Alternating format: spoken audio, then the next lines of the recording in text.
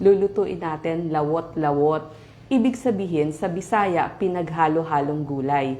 Ang laman niya, iba't ibang gulay at lalagyan natin ng dilis. Masustansya ito, anti-cancer, pampalakas pa ng inyong immunity. At maganda to sa inyong buto, sa inyong kutis at laban sa pagtitibi or constipation.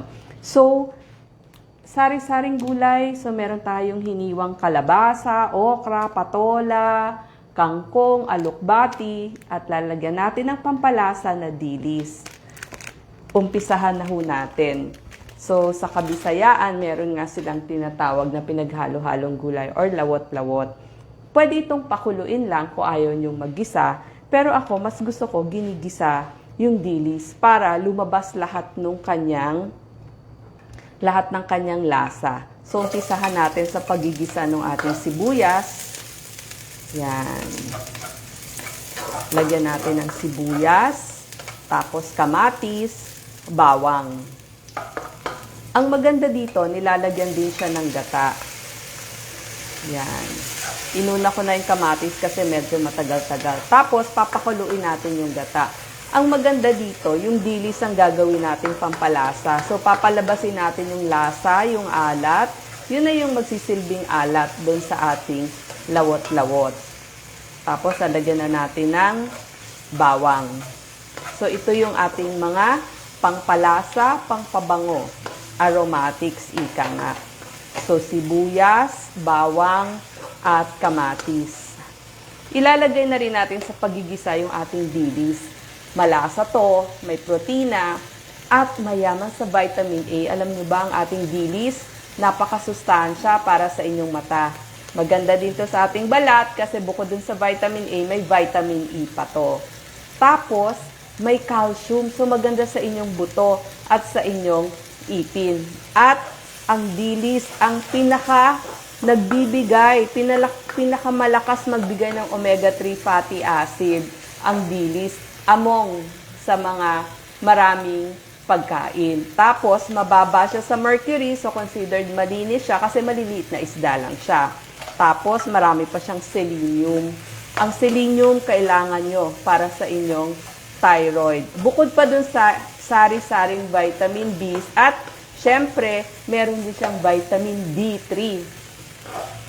Yan. So, para mas lumasa yung inyong dilis, isama nyo sa pagigisa. So, mas lalabas yung bango niya, yung kanyang lasa. At pag nagisa nyo na, pwede na natin pakuluin. So, kung gusto nyo po na wag maggisa, pwede naman diretso sa gata na. Papakuluin natin yung ating gata. Yan, naggata tayo. Yung piniga natin ang nyog. Alam nyo po, yung gata syempre galing yan sa nyog. So, mataas sa manganese ang ating gata. Lahat ng pangangailangan nyo sa maghapon nandito na sa ating gata. Nagbibigay siya ng manganese. Para saan ang manganese? Para sa ating buto. Bukod pa dun sa copper, selenium, magnesium, phosphorus, may iron din at potassium ang ating gata. Sasabihin nyo, medyo mataba yata ang gata. Actually, yung fat niya, considered medium chain triglyceride. So, name-metabolize yun dun sa ating maliit na bituka. Pero, antioxidant ang ating gata. So, protection sa ating selula. Meron siya mga gallic acid, caffeic acid, salicylic acid, tsaka picoumuric acid. So, ang dami niyang antioxidant. Yan. So, maganda siya. Pakuluin lang po ang ating gata. Pwede nyo na ring timplahan habang pinakukulo nyo. Bukod sa dilis, pwede ho tayong maglagay ng bagoong alamang. Yan, kung marami-rami yung iluluto nyo. Dahil konti lang to, so konti lang din yung nilagay kong bagoong. Pwede nyo, kung kulang yung inyong gata, depende sa dami ng inyong gulay, pwedeng dagdagan ng yung ikatlong gata, ika nga, o kaya tubig, pwede din, kung ano yung gusto nyo. So, pakuluin lamang. Una nating ilalagay yung ating kalabasa. Kasi siya yung pinakamatagal maluto. Alam nyo, maganda yung kalabasa kasi maganda yan sa puso. may magnesium, bumababa yung risk ng heart attack natin at saka yung ma-stroke. Kasi meron siyang magnesium, potassium, pampababa po yun ng blood pressure. Ang kalabasa natin may vitamin C, bukod pa dun sa beta-carotene. So, para hindi dumikit yung cholesterol dun sa dingding ng mga ugat natin. Meron siyang folate. So, pwede siya sa buntis, pero maganda din yun sa puso kasi tinatanggal niya yung homocysteine. Yun para hindi tayo ma-heart attack. Yung folate, nakakatulong din yun para mapababa yung ating cholesterol. Alam mo ba yung kalabasa, mababa yan sa calories. So, kung nagpapapayat ka, pwede mo yung pampalit sa kanin, sa mais, sa patatas. Sabi ko nga, anti-cancer recipe to kasi marami siyang antioxidant katulad ng beta-carotene.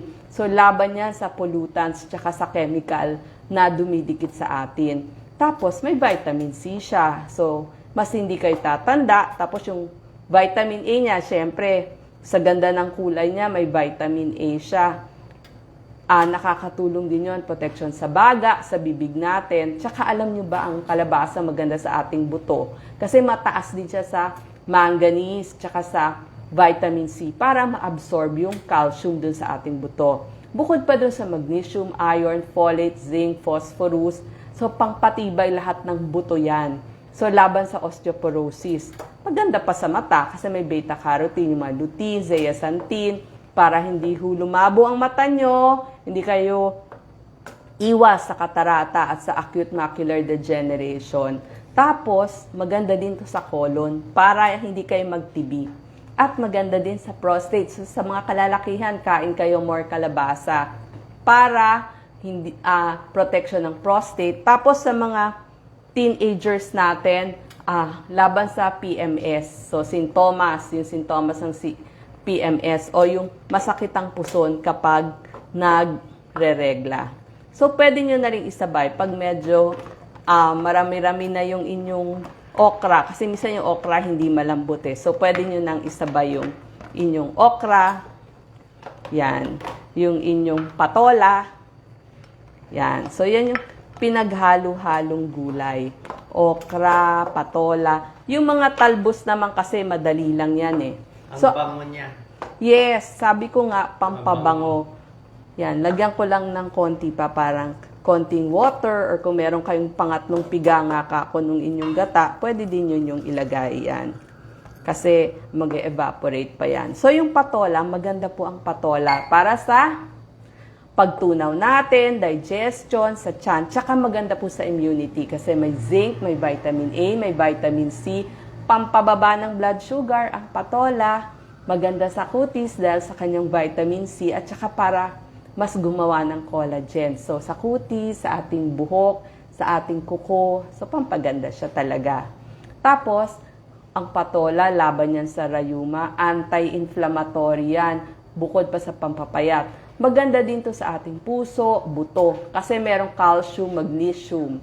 May folate din siya. So, calcium, magnesium, potassium, zinc, copper, vitamin B, saka vitamin A and C. Ilalagay ko na rin po yung ating kangkong. So, lahat ng anti-cancer nandito. Yung ating kangkong may fiber. Bukod sa pampabusog, para sa mabilis na paggalaw ng ating bituka, pampababa din ho ng cholesterol ang kangkong, yung risk ng pagkakaroon ng heart disease, bagay sa high blood, sa diabetes, itong ating niluluto natin, anti-cancer din po para sa ating tiyan. So may selenium, may calcium, phosphorus, magnesium, iron, potassium, manganese. At lalagyan din natin siya ng alokbati. Actually, gusto ko yung alokbati eh. Kasi may vitamin A and C, manganese, folate. So, yaman din ho ang alokbati sa vitamin A. So, katulad siya ng kalabasa at sa ating kutis. So, yung pangangailangan natin na vitamin A, doble-doble ng pangangailangan ng binibigay. Antioxidant pa.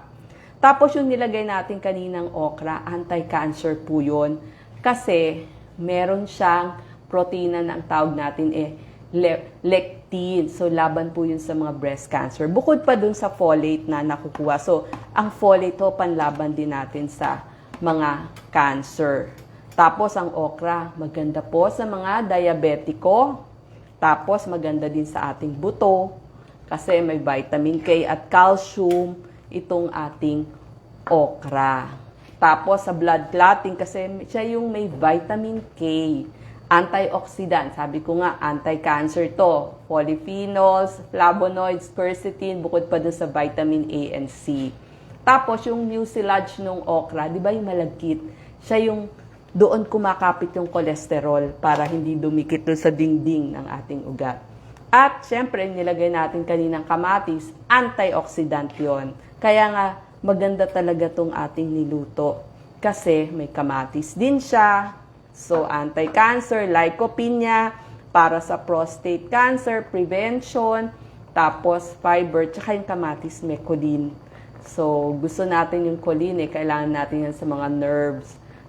Ito, maganda din sa ating mata dahil sa lycopene, beta-carotene. Pwede po sa buntis, hugasan lang mabuti lagi ang kamatis.